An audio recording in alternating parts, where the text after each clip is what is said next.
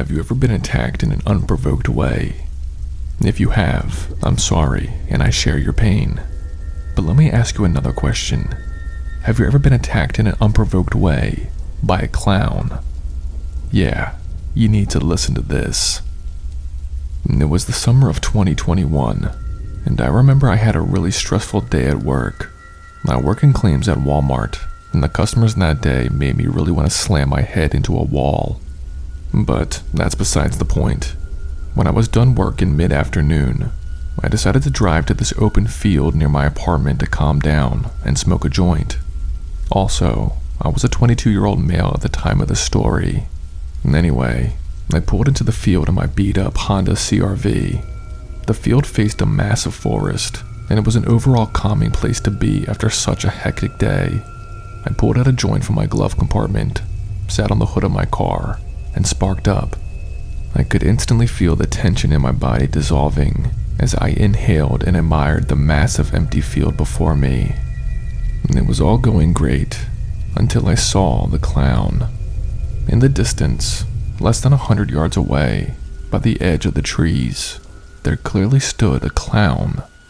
Now, yes, I was high, so I had to really squint and see if what I was seeing was indeed real. I remember squinting even harder, and then the clown started to wave at me, confirming that this was indeed real. It was such an out-of-place thing to see that it actually pissed me off. Because why out of all places would a clown be in this empty field, standing and waving at me? Angry, I yelled for him to fuck off. The clown stopped waving and exited into the trees. Completely forgetting about this stupid clown, I got back to smoking my joint.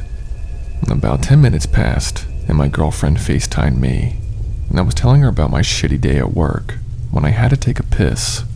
I told her to hold on, put the phone down on the hood of the car, and jogged over to a tree to do my business. When I got back to my phone, my girlfriend asked me a very concerning question. She asked who I was with. I explained to her that I'm not with anyone, and I'm out here alone. She asked, then who was dressed in the clown costume? As soon as she asked this, that clown from earlier darted out from behind a tree, this time with a long knife, and was sprinting directly at me. I quickly got into my car and locked it.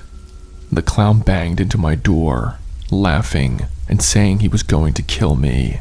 He was violently trying to open my car door. He was stabbing my car with a knife, saying that I was going to die today. I sped out of the field and back onto the main road, my heart pounding. I could already feel something wasn't right with my car. Thankfully, I made it to my apartment complex safely, only to find out my back tire was slashed. That's why my car was driving weird. I looked at my car and saw the deep slashes in my door and hood from that clown's knife.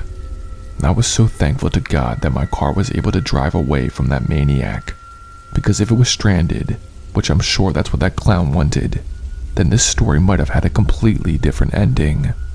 But yes, this was a completely unprovoked attack from this clown.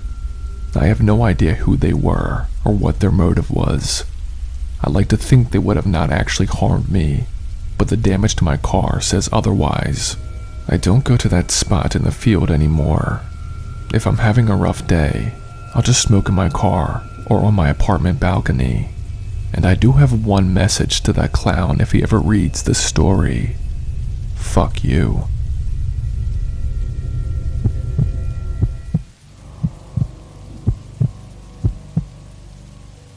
What's your biggest fear? Is it flying? Spiders? Sharks? Well, to put it simply, mine are clowns. And here's why. I was a teacher for a local middle school in central Pennsylvania. It was nearing summer vacation, and I had stayed after school to grade some final papers. By the way, I was a 25-year-old female at the time of the story. Anyway, I was just finishing grading my last paper when I noticed something directly outside my classroom window. It was a clown, standing right outside and looking directly at me. My first reaction was to laugh at the absurdity. It was a poorly dressed clown with smeared makeup and a bad wig. I honestly thought it was someone trying to be funny, but failing miserably. It was all fun and games, until the clown grabbed an axe from behind him and wielded it like a firefighter. The clown was spinning the axe in his hands, not breaking eye contact from me inside my classroom. I stopped laughing. There was a crazed look in the clown's eyes that looked sinister. I stopped my grading and went straight to our security team. I told them about the situation and we rushed outside. But when we got to the front windows of my classroom where the clown was standing, he was gone. I made a report with the security saying that I felt unsafe, and the security team escorted me to my car and watched me drive safely out of the school parking lot. Unfortunately, this is not where my story ends. Later that same night, I was upstairs in my bedroom grading more paperwork. It was well past midnight, and I was about to call it quits for the night when there was a loud banging from downstairs. The bang had sounded like someone had hit my front door with a sledgehammer. I sprinted to my kitchen, grabbed a steak knife, and approached my door. Before I even opened it, I could see the piece of axe blade sticking through to my side. I carefully opened my front door. Outside was dark, and no one was in sight. I made sure the coast was totally clear before I examined what had made that loud noise. Stuck deep in my front door was an axe. I was dialing 911 from my phone when I noticed the axe was holding something else up. It was a note. Written in what looked like red paint was, "You're the worst teacher ever, and I hope you die. Signed, Billy the Clown." I knew instinctively that whoever was dressed as the clown earlier that day was responsible for this attack, and that's when I realized that I was no longer safe in this area. Police were called and reports were made, but ultimately, I decided that I needed to relocate. I was not comfortable knowing this clown stalker knew where I lived. I have my theories of who it could possibly be. When you're a teacher, unfortunately, not every student likes you. I do believe it was one of my disgruntled students from the past, but I have no proof. I moved to a different state altogether. I won't mention that state in case my psycho clown stalker reads this. I now live in peace, and there have been no attacks. But still, clowns are my number one fear.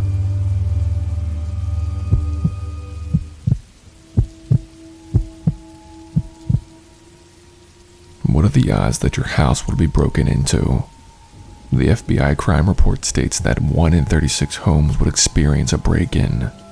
But what are the odds that a clown would break in? Now that's a different story.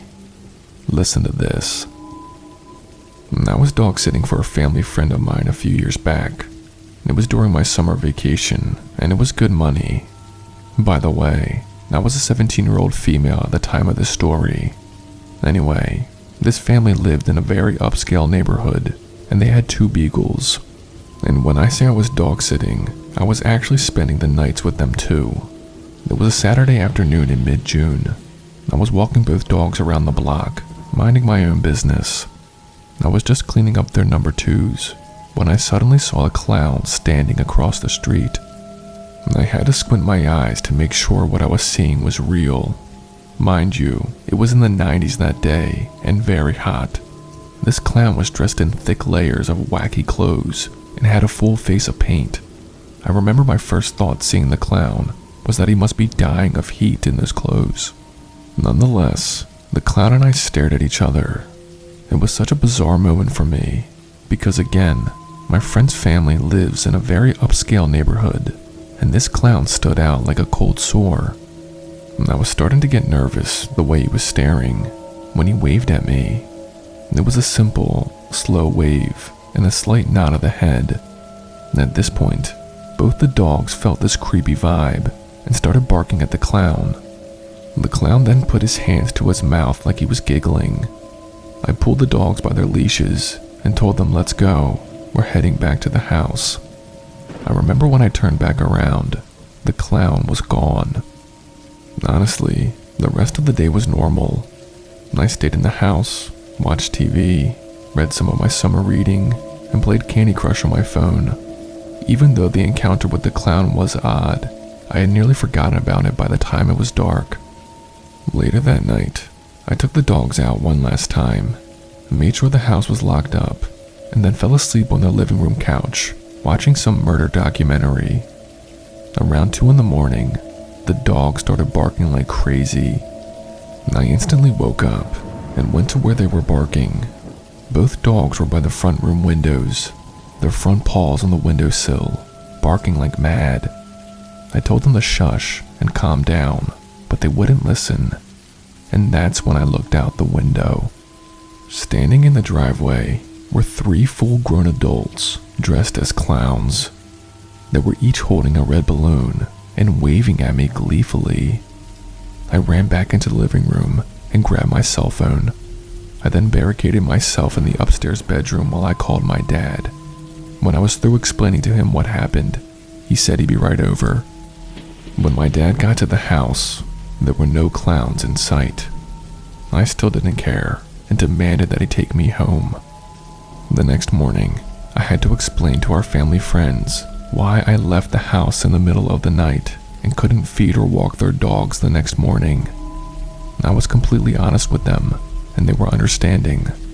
They ended up hiring somebody else to finish off the weekend for me. Now, in the beginning of the story, I mentioned the breaking and entering stats. Here's where they come into play. The next day after this happened, I was sitting with my family in our kitchen, going over the events of last night, when I got a text from an unknown number. I opened the text and have not been the same since.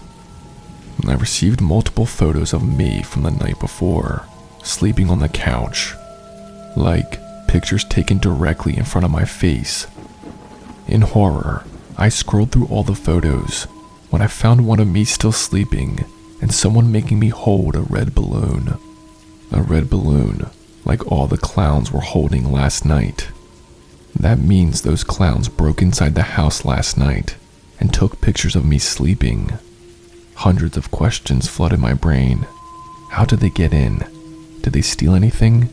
Do I know who they are? Sadly, I'm left with more questions than answers. I was never allowed to dog sit another family again after this happened. My parents were equally as shocked and disturbed, knowing how close their daughter had come to being kidnapped, assaulted, or even worse. I've since deleted those photos and have moved on with my life, though I now have an unhealthy but understandable fear of clowns.